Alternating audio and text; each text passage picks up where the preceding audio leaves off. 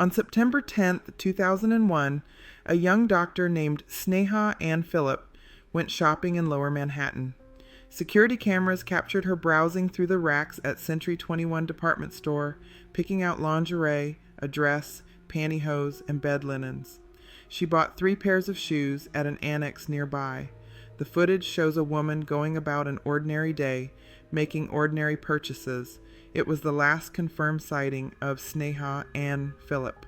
By the next morning, the world would change forever, and Sneha would vanish into one of the most perplexing mysteries to emerge from the September 11th attacks.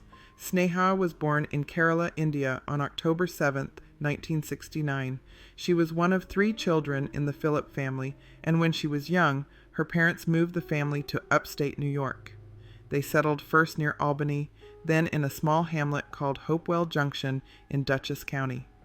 Sneha was bright and ambitious. After graduating from Johns Hopkins University in 1991, she set her sights on becoming a doctor. In 1995, she enrolled at the Chicago School of Medicine, and it was there that her life would take a romantic turn. Ron Lieberman was a medical student a year behind Sneha, a musician from Los Angeles with creative interests that matched her own passion for painting. They began dating, and their connection was strong enough that Sneha took a year off to travel around Italy so they could graduate together. It's the kind of romantic gesture that tells you something about who she was. The couple moved to New York City, where they'd both secured internships. Ron went to Jacobi Medical Center in the Bronx, while Sneha worked at Cabrini Medical Center, closer to their small apartment in the East Village. In May of 2000, they married in a small ceremony in Dutchess County that beautifully blended their backgrounds, combining Jewish and St. Thomas Syrian Christian elements. Ron gave Sneha a minu, a traditional Malayali Syrian Christian wedding pendant, shaped like a gold teardrop with a diamond set in it. Shortly after the wedding, they moved to a larger apartment in Battery Park City. Their life together seemed to be falling into place. But beneath the surface, things were becoming complicated. Earlier in 2001, Cabrini Medical Center had declined to renew Sneha's contract. The hospital cited repeated tardiness and alcohol-related issues. For a young doctor trying to establish her career, this was devastating. Shortly after receiving this news, Sneha went out to a bar with other Cabrini employees. That night would spiral into something much worse. She ended up spending the night in jail after complaining to police that a fellow intern had groped her. But the prosecutor who investigated dropped the sexual abuse charge and instead charged Sneha with falsely reporting an incident, a misdemeanor under New York law. He offered to drop the charge if she recanted her complaint. She refused and was held overnight. Sneha's family would later dispute the circumstances around her firing, claiming she had been a whistleblower who complained about racial and sexual bias at the hospital. The hospital told reporters it had no evidence of any formal complaints. Whatever the truth, Sneha was struggling. She began spending nights out at gay and lesbian bars in the city, sometimes staying out all night. According to police reports, she would sometimes leave with women she met at these bars. Ron would later insist that his wife never had sex with these women, that they would merely listen to music, sleep, or paint together. One time, he said, she came home covered with paint after going home with an artist. Sneha did manage to get another internship in internal medicine at St. Vincent's Medical Center on Staten Island, but the problems followed her there. She had already been suspended for missing a meeting with a substance abuse counselor. Ron believed his wife's drinking was a temporary phase to ease her through the depression she was experiencing, and that it would stop once her life got back to normal. He thought things were getting better. On the morning of September 10th, Sneha was formally arraigned on the criminal charge of falsely reporting an incident. She pleaded not guilty. According to the police report, she and Ron fought loudly at the courthouse afterwards about her problems and her nights out. The argument ended with Sneha walking away, leaving Ron to go home alone and get ready for work. Ron disputes this account entirely, saying they never fought at the courthouse that day. What is known for certain is that Sneha spent part of that afternoon online, chatting with her mother for 2 hours. During the conversation, she mentioned that she was planning to visit Windows on the World, the famous restaurant on top of the nearby North Tower of the World Trade Center. A friend was to be married there the following spring, and Sneha wanted to check it out. At 4 in the afternoon, she signed off. She dropped some clothes at a neighborhood dry cleaner's, then went to Century 21, where she made those purchases captured on the security camera. That footage, along with the credit card records, would be the last confirmed evidence of Sneha and Philip's presence anywhere.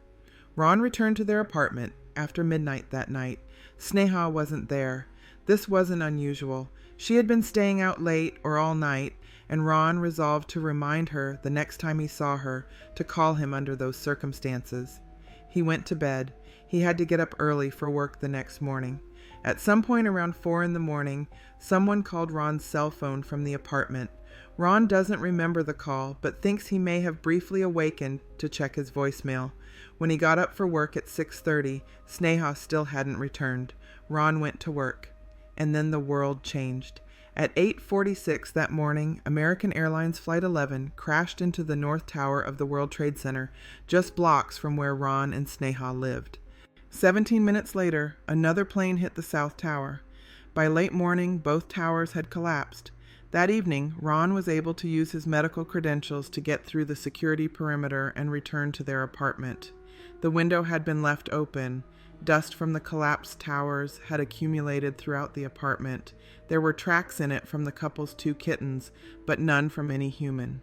Sneha was one of hundreds of people reported to police as missing after September 11th. Her family posted flyers all over the city, just like the families of other victims. But Sneha's case was different. She was the only missing person not directly connected to the attacks. In a decision that would later complicate matters, her brother falsely claimed to the media that he had last heard from her during the attack, hoping to generate media interest. She has never been found or otherwise accounted for. Ron called American Express and learned about the credit card purchases on the evening of September 10th. He posted flyers in other Century 21 stores. Later that week, a clerk from the Lower Manhattan store, who had been relocated to Brooklyn, called to say she remembered Sneha. The clerk said Sneha had come in frequently, and on the evening of September 10th, she had been accompanied by another young woman, possibly Indian. Ron spent 3 weeks reviewing videotape footage. He found the recording of his wife browsing in the coat department, but she was alone. There was no other woman. Because police detectives initially seemed unhelpful and assumed Sneha had died with the other victims, Ron hired a private investigator named Ken Gallant, a former FBI agent.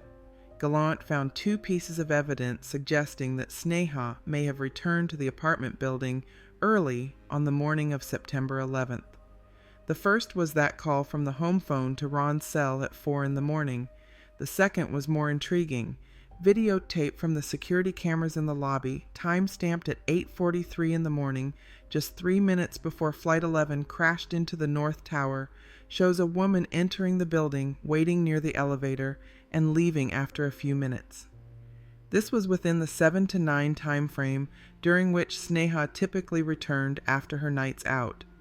Due to poor contrast from the sunlight in the lobby, the woman was visible only in silhouette, but her hair and dress were consistent with Sneha as seen in the Century 21 tape from the previous evening. Sneha's family says the woman exhibits similar mannerisms. However, she's not carrying any of the bags from the shopping trip, and again, she appears to be alone. Ron couldn't positively identify the woman as his wife, though an NYPD investigator would later say he believed it was her. Gallant initially considered the possibility that Sneha had used the attack to flee her mounting personal problems and start a new life under a new identity, but her computer's hard drive revealed no evidence of any such plans or contacts. She had left behind her glasses, passport, driver's license, and credit cards, except for the American Express card. Ron kept that account open in case any leads developed from attempts to use it. None ever did. Eventually, Gallant and Ron concluded that Sneha had witnessed the attack and, as a physician, rushed to the site to render aid. They believed she perished there, either within the towers or in the ensuing collapse. The NYPD wasn't able to begin investigating Sneha's case for some time after the attacks. When they did, the picture they painted was very different from the one Ron and Sneha's family wanted to believe.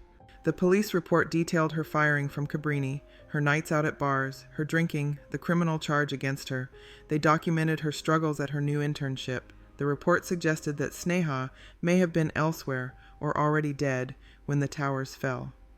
After reviewing the police report, the city medical examiner removed Sneha from the official list of victims in January 2004.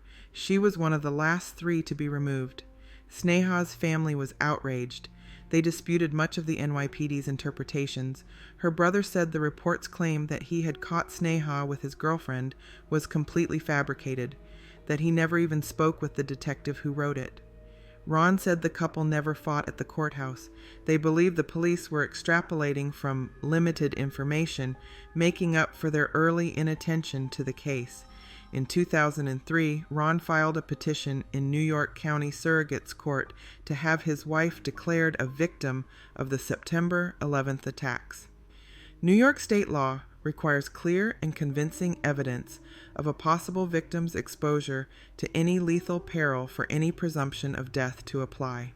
This would determine whether Sneha's family could receive benefits from the federal September 11th Victim Compensation Fund.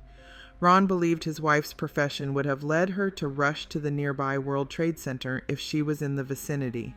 Sneha's mother testified about their online chat in which Sneha said she was going to visit Windows on the World and possibly do some shopping at the Trade Center's mall. Even the author of the NYPD report testified that he believed Sneha probably died in the attacks. But Ellen Winter, appointed as guardian for Sneha's interests, introduced the NYPD report and argued that there was no clear evidence she was at or near the World Trade Center during the attacks. On June 29, 2006, Judge Renee Roth ruled that it could not be established that Sneha died on September 11th. Instead, the judge set the date of her legal death at September 10, 2004, 3 years after she was reported missing, as per state law. Sneha's family appealed, and they pointed to another case that seemed remarkably similar. Juan Lafuente was another possible victim whose petition had been accepted by a court in Dutchess County. Like Sneha, his exposure to the attacks was based on circumstantial evidence. He too had recently lost a job and struggled with depression. As a volunteer fire marshal in Poughkeepsie, he might have had reason to offer assistance at the World Trade Center. His office was 8 blocks north of the World Trade Center site, but the court accepted testimony from someone who claimed to have overheard Lafuente say he had a meeting at the Twin Towers that morning. The court determined that Lafuente died in the attacks. Sneha's family believed Lafuente's petition was accepted primarily because his wife was mayor of Poughkeepsie at the time, and the case was heard there rather than in Manhattan. Despite being told the chances of success were low, Ron and the Phillip family's lawyer went ahead with the appeal. On January 31, 2008, a 5-judge panel reversed Judge Roth's decision.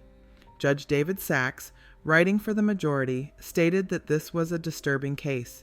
He observed that while the central problem was the lack of direct evidence putting Sneha at the site of the attack, the clear and convincing standard doesn't require absolute certainty.